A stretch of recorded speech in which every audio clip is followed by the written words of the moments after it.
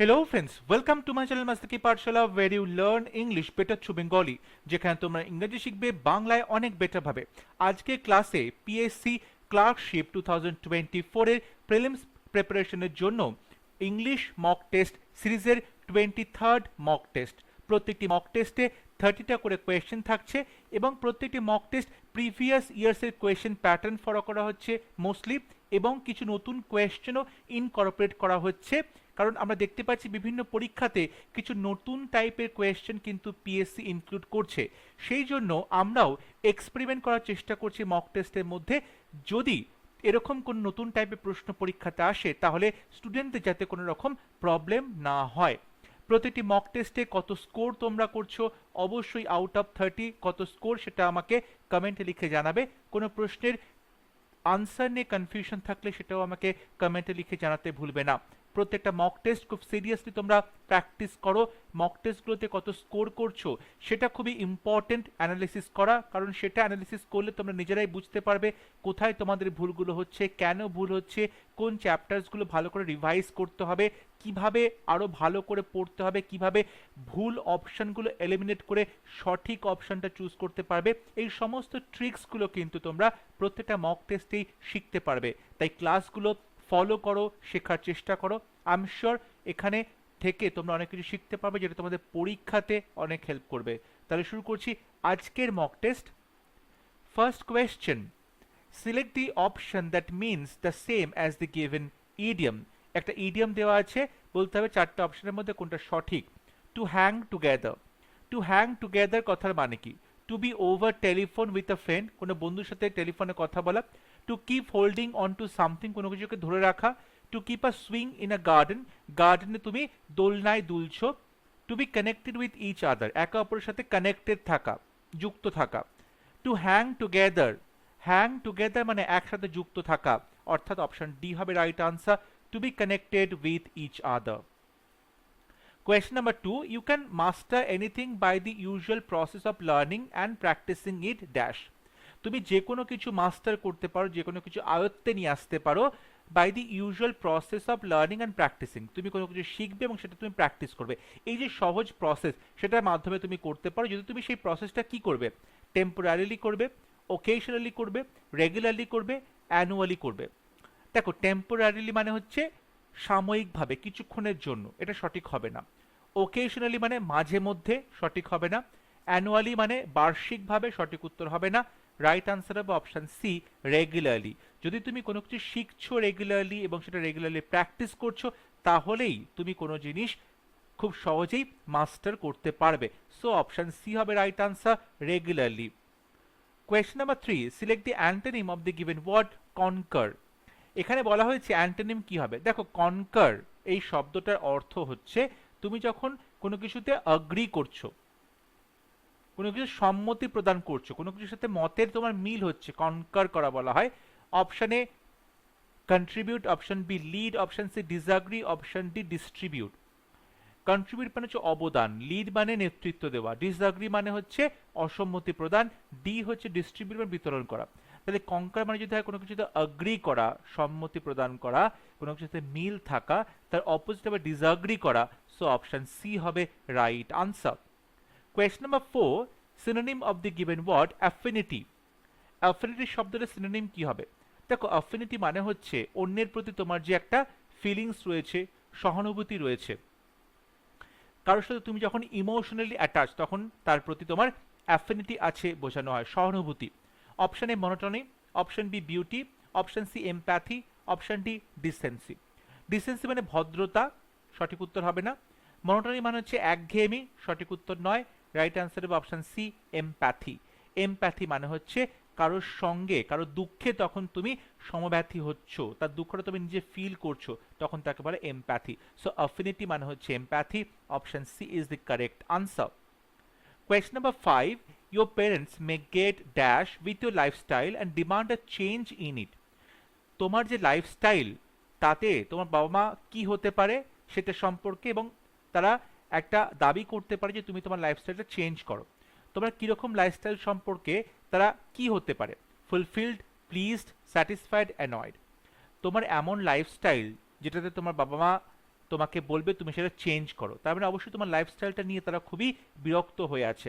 Fulfil, সন্তুষ্ট, সন্তুষ্ট থাকলে তারা কিন্তু চেঞ্জ করতে বলতো না, অপশান এ ভুল হবে। প্লিজড, সন্তুষ্ট থাকা সঠিক হবে না। স্যাটিসফাইড, সন্তুষ্ট থাকা সঠিক উত্তর হবে না। রাইট আনসার হবে অপশন ডি, অ্যানয়েড, অর্থাৎ খুব বিরক্ত থাকা, খুব ডিস্টার্ব থাকা, প্রচন্ড ইরিটেটেড থাকা। তোমার এই যে লাইফস্টাইল সেটা নিয়ে তারা খুবই বিরক্ত আছে এবং সেই জন্য তোমাকে বলছে সেটা চেঞ্জ করতে। So option D is the correct answer. Question number 6, correctly spelled word, সঠিক বানান তোমাকে চুজ করতে হবে। সাপ্লিমেন্টারি, এখানে 4টে বানান আছে, তোমাকে বলতে হবে কোনটা সঠিক। দেখো সাপ্লিমেন্টারিতে ডাবল পি হয়, এখানে একটা এল হবে না। সাপ্লিমেন্টারি ডাবল পি হয় কিন্তু ডাবল এল হয় না, তাই অপশন সি ভুল। তারপরে দেখো বি অ্যান্ড ডিতে বলছে সাপ্লিমেন্টারি, এখানে S U double P L E M E N T A R Y, এখানে S U double P L E M E N T E R Y, কথাটা supplementary T A R Y. So option B হবে right answer, T E হবে না, T A R Y হবে। So option B is the correct answer. Question number 7. While we would like all Indian children to go to school, we need to ponder why they does not. যখন আমরা এটা চাই যে সমস্ত ভারতীয় বাচ্চারা স্কুলে যাক, we need to ponder, আমাদের ব্যাপারটা নিয়ে ভাবতে হবে, why they does not, তারা যায় না কেন। প্রথম কথা, তারা যায় না কেন স্কুলে, এটা যদি আমরা সলিউশন পেয়ে যাই, এটার কারণটা জানতে পারি, তাহলেই আমরা বুঝতে পারবো তাদেরকে কি করে স্কুলে নিয়ে যেতে হবে। এখানে দেখো এবিসিডি 4টে অপশন আছে, তোমাকে বলতে হবে এই সেন্টেন্সের কোন পার্টে ভুল আছে। Why they does not, while we would like Indian children to go to school, we need to ponder. এখানে দেখো দে প্লুরাল, তারপরে ডাজ বসিয়েছি, এখানে প্লুরালের পরে আমরা ডু বসাবো, ডাজ বসাবো না। প্লুরাল সাবজেক্টের পরে প্লুরাল ভার্ব হবে, ডু হবে। সো অপশন এ হবে right answer, why they do not. Question number 8, my forefinger is still dash where I caught it in the door this morning. আমার যে ফোর ফিঙ্গার আছে সেটা দরজাতে কি হয়ে গেছিল, যার ফলে আমার কিন্তু এখনো সেখানে একটা দাগ আছে। দেখো দরজাতে কট ইট ইন দি ডোর, দরজাতে আটকে গেছিল, মানে দরজাতে চাপ লেগে গেছিল, তার ফলে আমার ফোর ফিঙ্গারটা কেমন অবস্থায় আছে, বার্নড, স্কর্চড, ব্রুইসড, ড্যামেজড। বার্নড মানে পুড়ে যাওয়া, স্কর্চড মানে ঝলসে যাওয়া, ড্যামেজড মানে ক্ষতিগ্রস্ত হওয়া। সঠিক উত্তর হবে অপশন সি, ব্রুইসড মানে হচ্ছে কালশিটে দাগ পড়ে যাওয়া। অর্থাৎ কোনো দরজার মধ্যে যদি কোনো আঙুল আটকে যায়, চেপটে যায়, তাহলে সেখানে একটা কালশিটে দাগ পড়ে যাবে, ব্রুইসড হয়ে গেছে। সো অপশন সি হবে right answer. Question number 9, a person who is indifferent to the pains and pleasures of life, একজন মানুষ যে জীবনের কষ্ট, জীবনের দুঃখ, জীবনের আনন্দ কোনো কিছুতেই সে খুব একটা বেশি মাথা ঘামায় না, ইনডিফারেন্ট থাকে, উদাসীন থাকে, অর্থাৎ খুব দুঃখেও সে যেমন মুষড়ে পড়ে না, তেমনি খুব আনন্দেও প্রচণ্ডভাবেই একদম নিজেকে কন্ট্রোলটা হারিয়ে ফেলে না। এই রকম মানুষকে কি বলা হয়?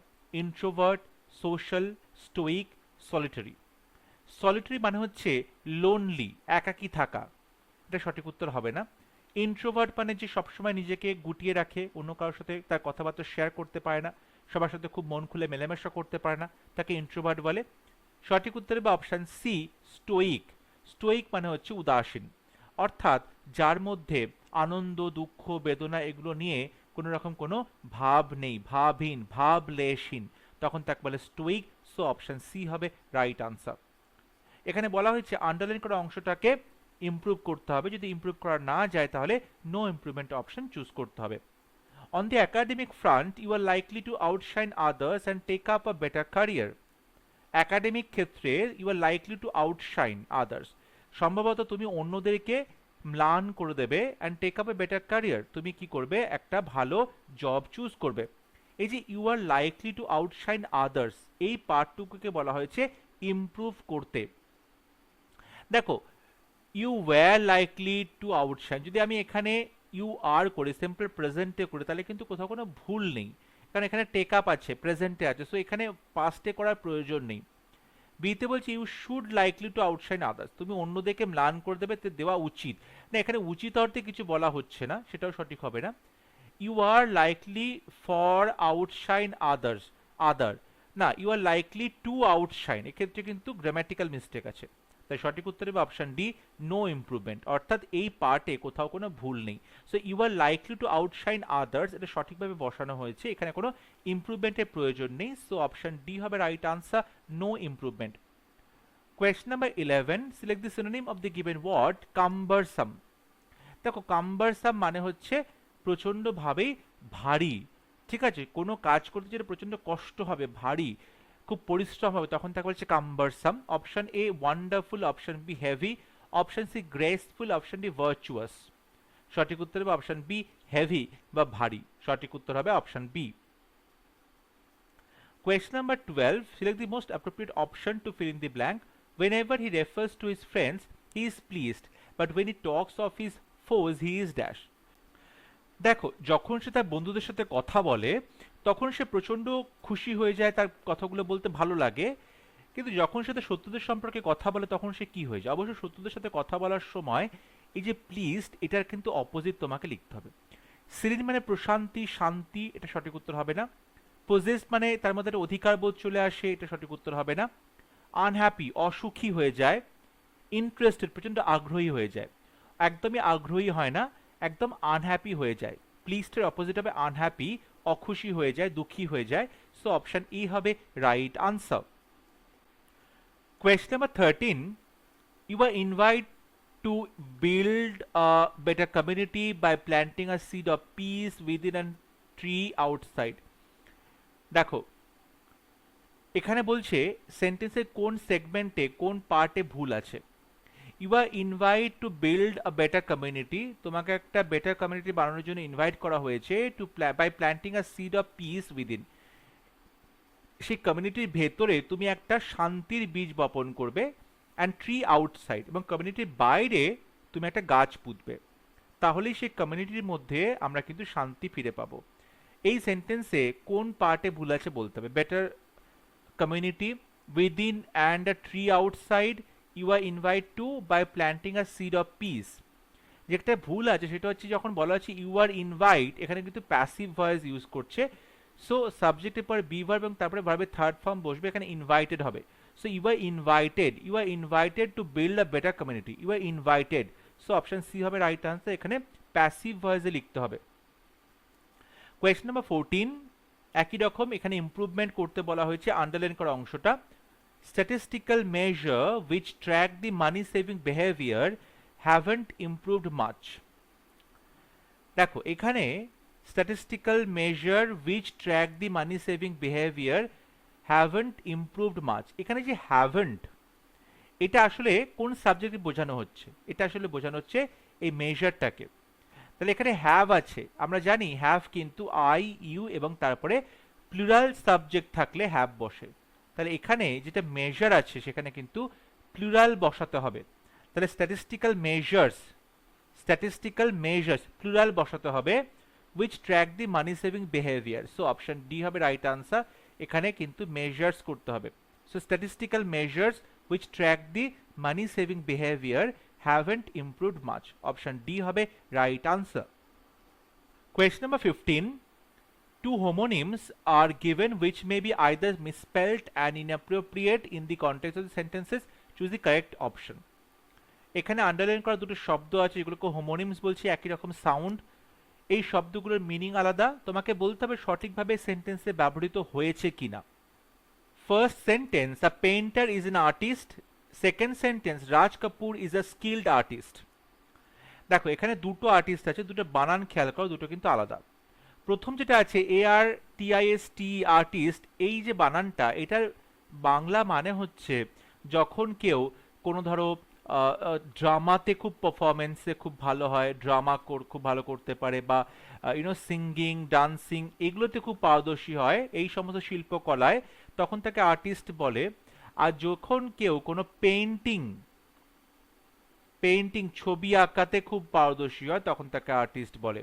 তাহলে দেখো প্রথম সেন্টেন্সে যেটা আছে পেইন্টার, যে পেইন্ট করে, সেক্ষেত্রে কিন্তু আর্টিস্ট এইটা হবে ARTIST।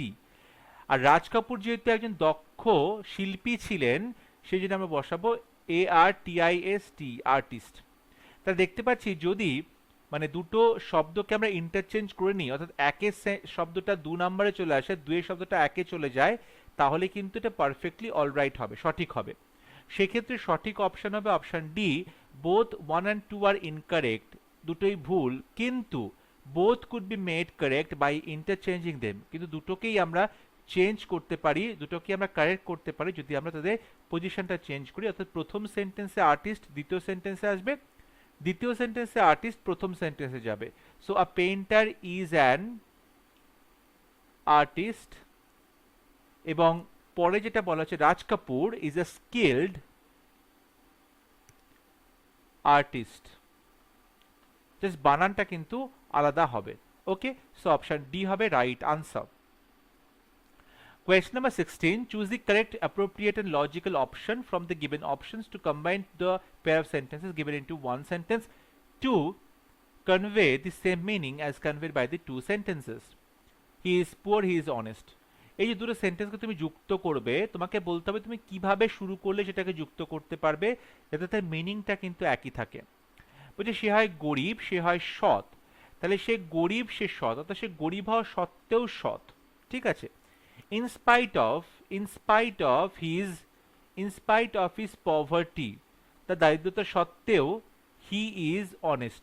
তাহলে যেটা বলা হলো যে in spite of his poverty he is honest, তার দারিদ্রতা সত্ত্বেও সে কিন্তু সৎ, এইখানে সেন্টেন্সটা কারেক্ট হচ্ছে in spite of দিয়ে বললে, in spite of মানে সত্ত্বেও।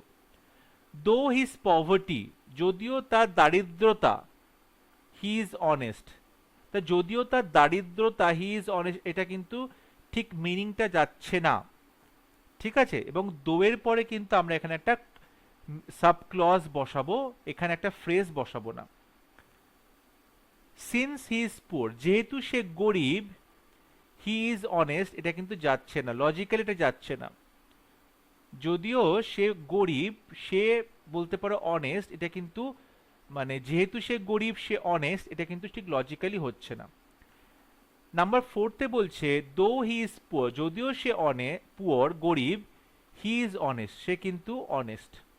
তাহলে এখানে দেখো দো দিয়ে বললাম, দো হি ইজ পুয়ার, যদিও সে গরিব, হি ইজ অনেস্ট, সে সৎ। এক্ষেত্রে দেখতে পাচ্ছি 4, এই সেন্টেন্সটা কিন্তু সঠিকভাবে লেখা যাবে। তাহলে 1 and 4 সঠিক হবে, সেক্ষেত্রে রাইট আনসার হবে option C, 1 and 4। Option C is the correct answer. Question number 17. Choose a word from the given words that can substitute the underlined words in both the sentences.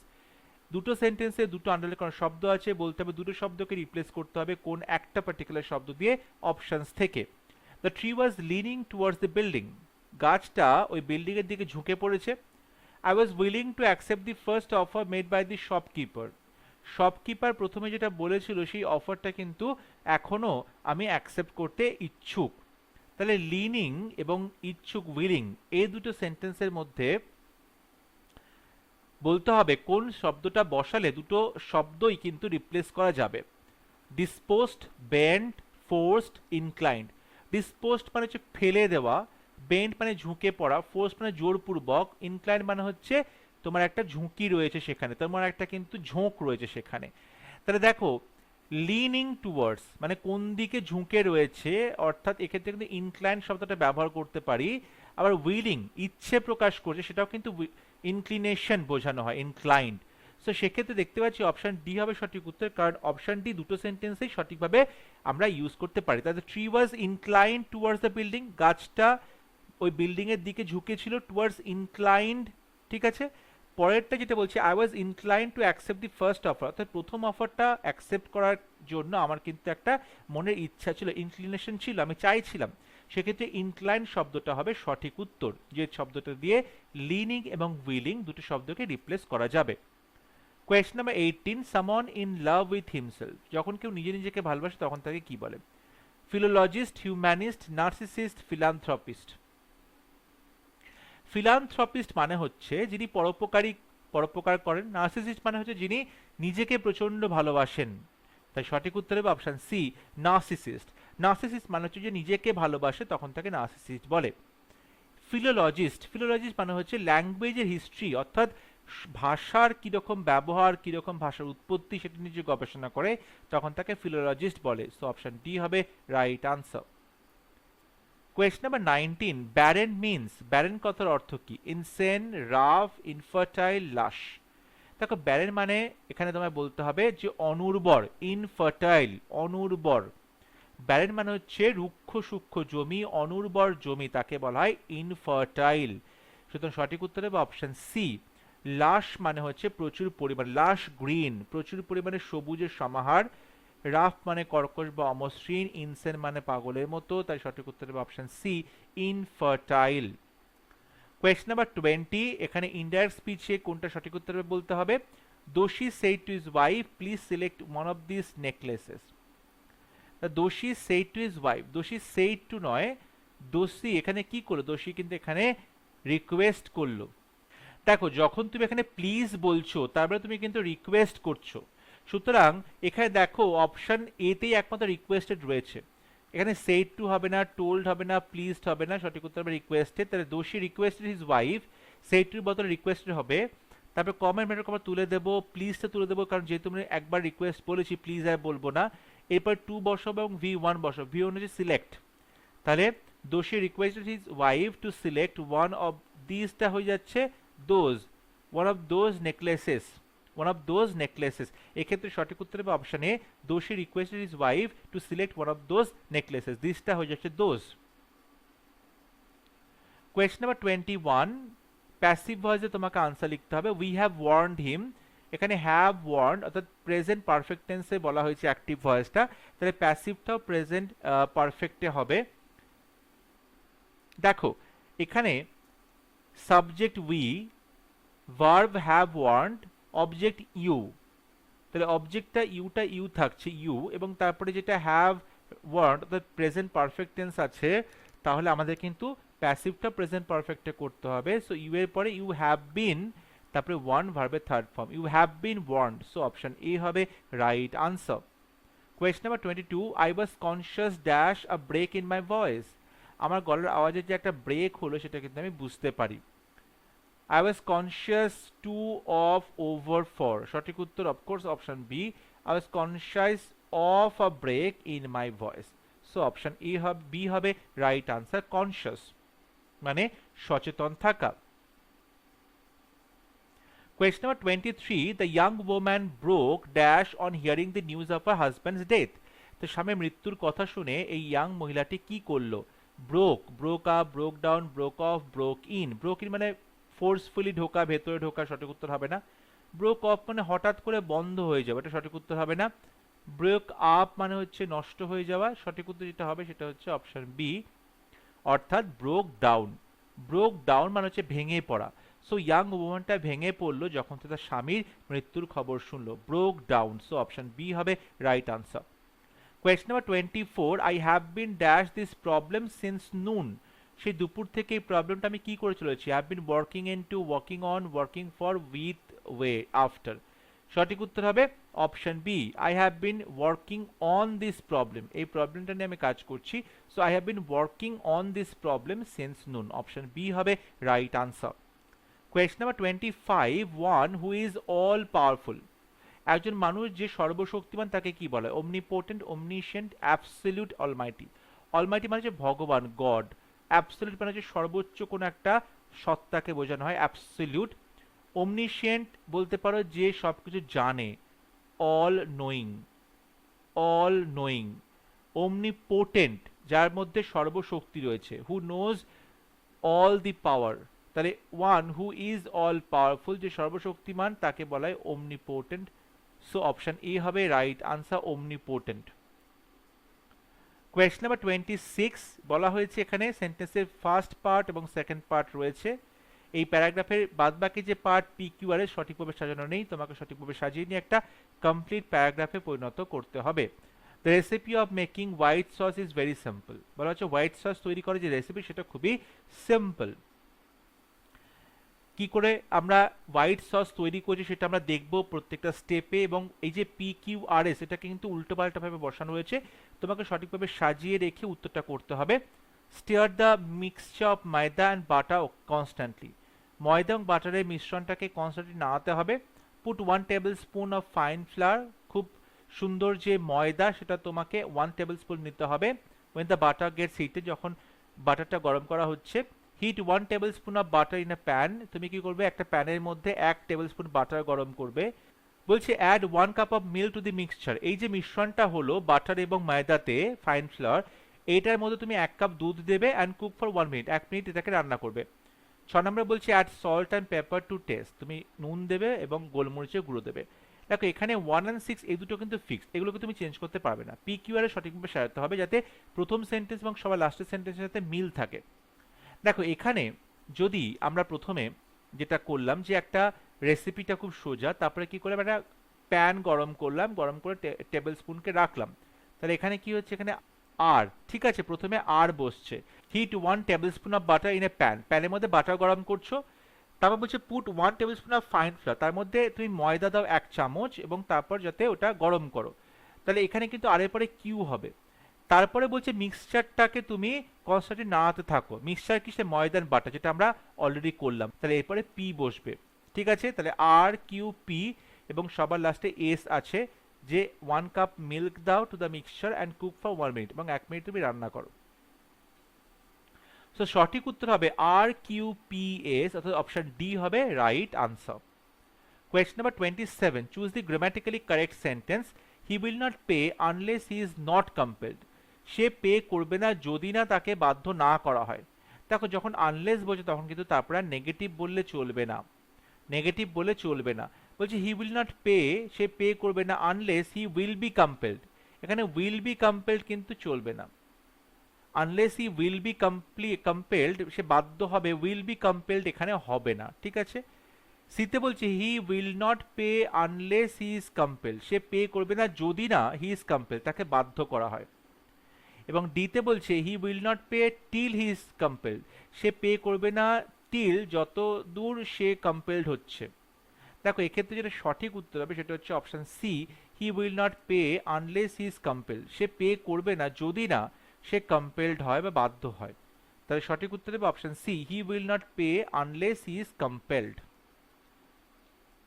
Question number 28, he died in harness, died in harness এই ইডিয়ামটার অর্থ কি, সিজ two leave, তার যে বেঁচে থাকা সেটা বন্ধ হয়ে গেছে, ডাইড অফ এ ডিজিজ, রোগে মারা গেছে, ডাইড ফর হিজ কান্ট্রি, দেশের জন্য মারা গেছে, ডাইড ওয়াইল ওয়ার্কিং, কাজ করতে করতে মারা গেছে। ডাই ইন হার্নেস কথার অর্থ হচ্ছে ডাইড ওয়াইল ওয়ার্কিং, কাজ করতে করতে যদি কেউ মারা যায় তখন তাকে বলে died in harness, so option D হবে রাইট আনসার। কোয়েশ্চন নাম্বার 29, কোন পার্টে ভুল আছে বলতে হবে, ভুল না থাকলে তোমার আনসার হবে no error. Who do you think I met, তুমি কি মনে করো আমি কার সাথে দেখা করেছি, who no error do you think I met. তাই দেখো এখানে যেটা বলা হচ্ছে you think subject verb combination, I met subject verb combination, এখানে কিন্তু কোথাও এক্সট্রা কোনো ভার্ব নেই, তাহলে আমার সাবজেক্টের দরকার নেই, তাহলে আমি এখানে অবজেক্ট বসাবো, হুম বসাবো, সো অপশন এ হবে সঠিক উত্তর, এখানে হুম হবে, এখানে হুম হবে, কারণ দেখো ইউ এর পরে থিঙ্ক, এটা সাবজেক্ট ভার্ব কম্বিনেশন কমপ্লিট হয়ে গেল, আই এর পরে মেট সাবজেক্ট ভার্ব কম্বিনেশন কমপ্লিট হলো, কিন্তু এখানে ডাব্লিউ হচ্ছে হু, আমরা যেটা সাবজেক্টিভ কেস, হু হচ্ছে সাবজেক্টিভ কেস, তাহলে সাবজেক্টিভ কেস যদি হু বসি তাহলে এখানে কিন্তু একটা ভার্ব বসাতে হবে, এখানে কোথাও এক্সট্রা ভার্ব নেই, তাহলে এখানে সাবজেক্ট বসবে না, এখানে অবজেক্ট বসবে, সেটা হচ্ছে হু এর অবজেক্ট হচ্ছে হুম, সো সঠিক উত্তর হবে অপশনে এখানে হুম বসবে, whom do you think I met. এবং আজকে মকটা হচ্ছে last question, choose the incorrectly spelled word, ভুল বানান চুজ করতে হবে, বিলিভ, রিলিভ, রিসিভ, ডিসিভ, ভুলটা হচ্ছে believe, B E L I E V, B E L I E V, believe মানে বিশ্বাস করা, এখানে কিন্তু এল ই আই নয়, এল আই ই হবে, এল I E V, believe, so option A হবে রাইট আনসার। আই হোপ আজকে ক্লাস তোমাদের ভালো লেগেছে, তোমরা আমাকে অবশ্যই জানাবে আউট অফ 30 কতগুলো প্রশ্ন সঠিক উত্তর তোমরা করতে পারলে। যদি ভিডিওটি ভালো লাগে ভিডিওটি লাইক করবে, শেয়ার করবে এবং আমার চ্যানেলটি সাবস্ক্রাইব করতে ভুলবে না। পরবর্তী লেসনে খুব শীঘ্র দেখা হবে, ততক্ষণ সবাই ভালো থাকবে, সুস্থ থাকবে, থ্যাংক ইউ।